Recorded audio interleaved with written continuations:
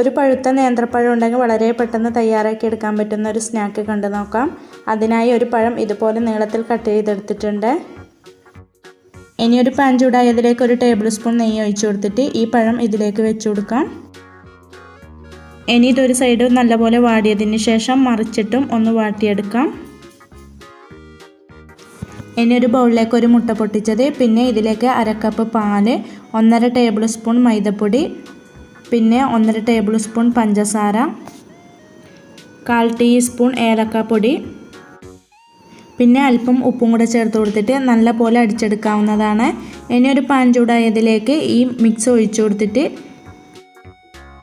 ഇനി ഇതിലേക്ക് നേരത്തെ വാട്ടി വെച്ച ആ പഴവും കൂടെ ഇതുപോലെ വെച്ച് കൊടുക്കാം. പിന്നെ ഇതിലേക്ക് ഒരു 1/4 കപ്പ് തേങ്ങ ചിരവിയതും കൂടെ ഇതിൻ്റെ മുകളിലായി ഇട്ട് കൊടുത്തിട്ട് മീഡിയം ഫ്ലെയിമിൽ വേവിച്ചെടുക്കാം. ഒരു സൈഡ് ആയതിന് ശേഷം മറിച്ചിട്ടും വേവിച്ചെടുക്കുന്നുണ്ട്. ഇനി ഇതുപോലെ ഒന്ന് റോൾ ചെയ്തെടുത്തതിന് ശേഷം കട്ട് ചെയ്തെടുത്താൽ നല്ല ടേസ്റ്റിയും നല്ല സിമ്പിളുമായിട്ടുള്ളൊരു സ്നാക്ക് ഇവിടെ റെഡി ആയിട്ടുണ്ട്. എല്ലാവരും ഇതുപോലെ ഒന്ന് ട്രൈ ചെയ്ത് നോക്കാനും ലൈക്ക് ചെയ്യാനും കമൻറ്റ് ചെയ്യാനും സബ്സ്ക്രൈബ് ചെയ്യാനും മറക്കല്ലേ. Thank you for watching.